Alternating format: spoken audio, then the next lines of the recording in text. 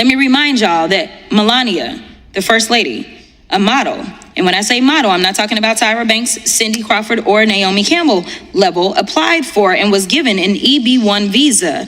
And what that stands for is an Einstein visa. I look at the Democrats, they're in total disarray. They have a new person named Crockett. I watched her speak the other day. She's definitely a low IQ person.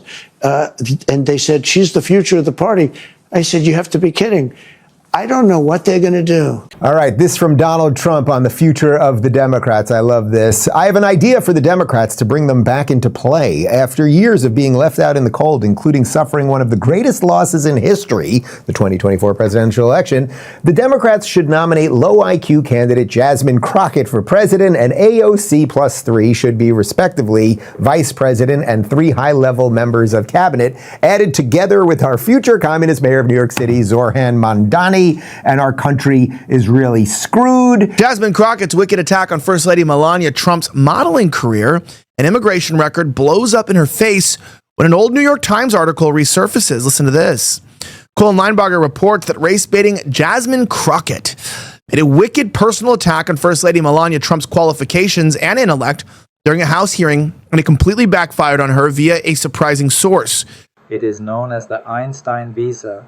Nuclear scientists, Nobel laureates, and doctors get it, but so do acrobats, stuntmen, event planners, and plenty of models. Each year, thousands of foreigners try to persuade government officials that they are among the best in their field. The prize, if they succeed, a green card, and with it the right to live permanently in the United States. Reports that the First Lady, Melania Trump, received an immigrant visa reserved for individuals with extraordinary ability in 2001 when she was a model, have thrust the EB-1 visa program into the spotlight. The news, first reported by the Washington Post, raised questions about whether Mrs. Trump had truly qualified for the visa. But several immigration lawyers rebuffed those questions, saying the requirements for the EB-1 immigrant visa leave far more room for interpretation than its nickname and its best and brightest reputation suggest.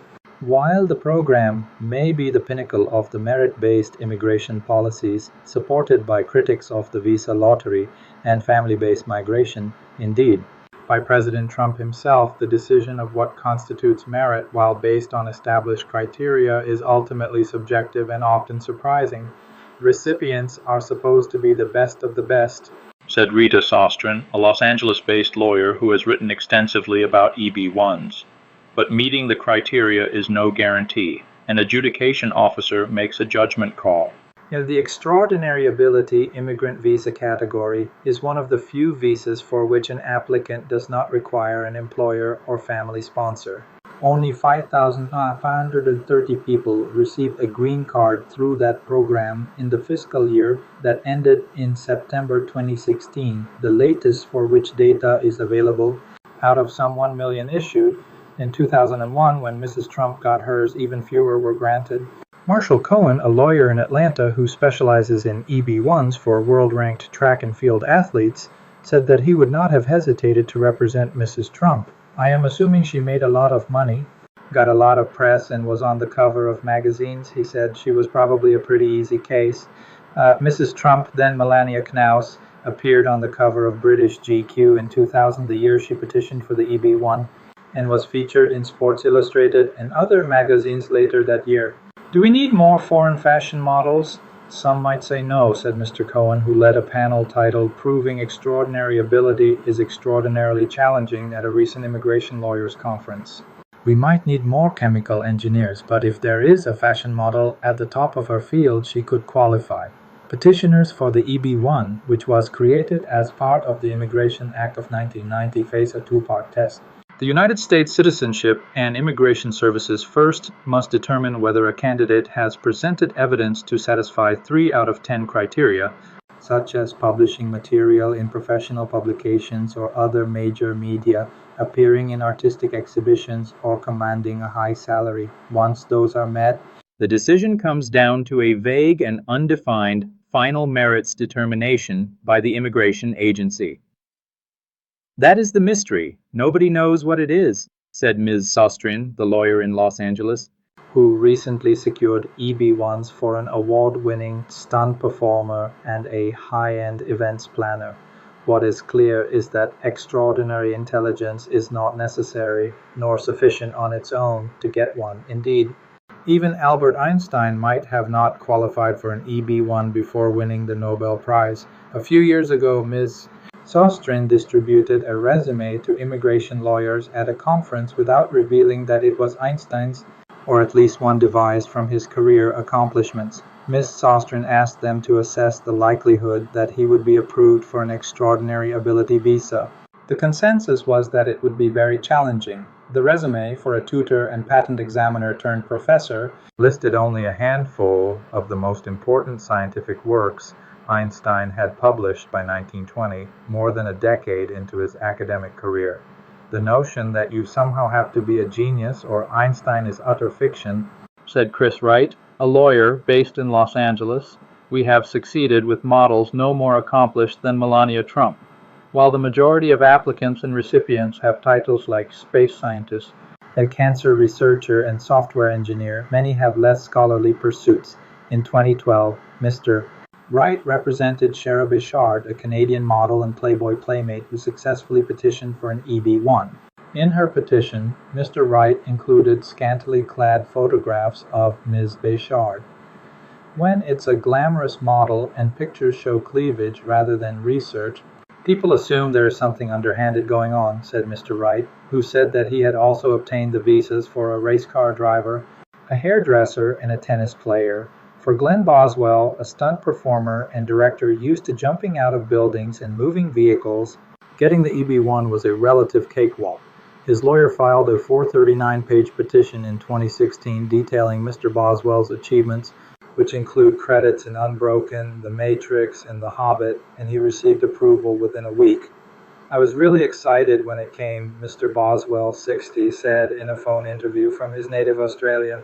He had no idea he had joined an exclusive club. Daniel Riffner, 35, an acrobat for Cirque du Soleil in Las Vegas, compiled a dossier in 2009 about his 25-year career, packed with medals, pictures of his high-wire acts, and recommendations from coaches. Kinan Azmeh, 41, a Syrian clarinetist in Brooklyn who is a member of Yo-Yo Ma Silk Road Ensemble, applied in 2012. Both received green cards. Mr. Trump has championed an immigration overhaul that would replace the current family-based system, which he derides as chain migration, with one based on merit, emphasizing skill and educational level.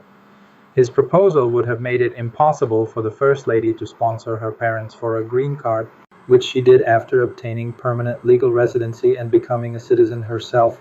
Meanwhile, highly skilled people, whether scientists or entrepreneurs, often get turned down when they apply to work and live in the country. Especially under the Trump administration, immigration lawyers said USCIS has made a habit of making requests for further evidence before deciding the fate of an applicant. The lawyers also said that scholars and scientists have a tougher time winning approval than models, actors, and athletes. Alyssa Taub, a lawyer in Memphis who secured the EB1 for the German gymnast, said that some of her denials burn me to this day, like that of a nuclear astrophysicist who had produced groundbreaking work at a national lab. Immigration officials said his title on the job was not senior enough to merit the EB1. We lost a great scientific mind due to this crazy decision, she said of the scholar, who returned to India. In another case, USCIS acknowledged that a Chinese researcher had fulfilled 3 criteria to qualify, but that scientists who have risen to the very top of the field have garnered citations numbered in the thousands, not in the hundreds, as he had shown. He was denied.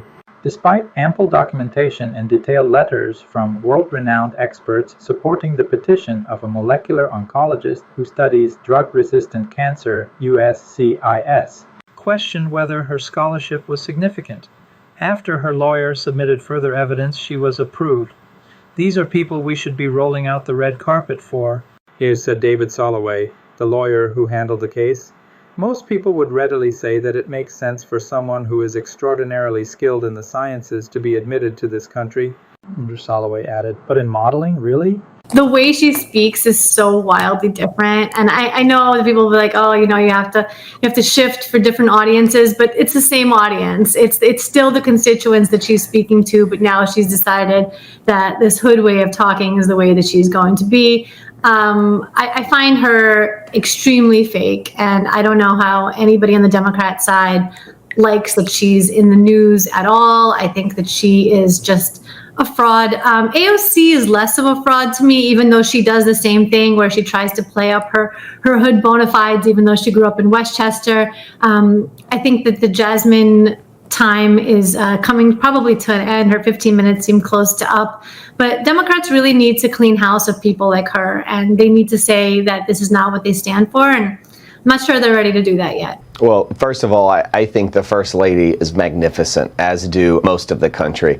I am very proud of her and her accomplishments, and I wouldn't dare question her history, how she came to the United States, or what she's done, because what she's done is magnificent. I'm so proud of her and the work that she's doing as our First Lady.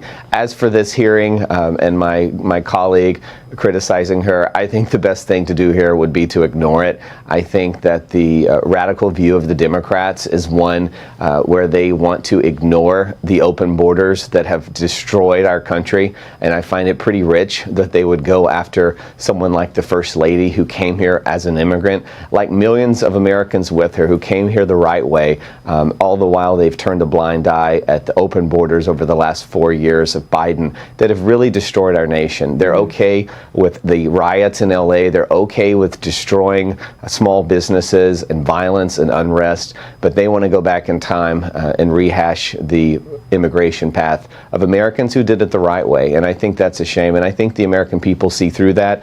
And I think the American people are happy that Republicans are in charge and that there is law and order being restored. The border is secure. We've had no crossings in the last several months, no illegal crossings. And now we are working to ship the illegals out of this country. The big, beautiful bill will do that. And I believe that's the path we need to go in. And I think spending time acknowledging radical comments and hearings is a waste of time. That's all for today. Thank you. If you want global news to keep you up to date on any new developments, please subscribe our channel and forward our content with your friends on social media and email. Thank you very much for keep supporting me. Stay safe, be blessed. Namaste. Thank you, God bless you, and God bless America.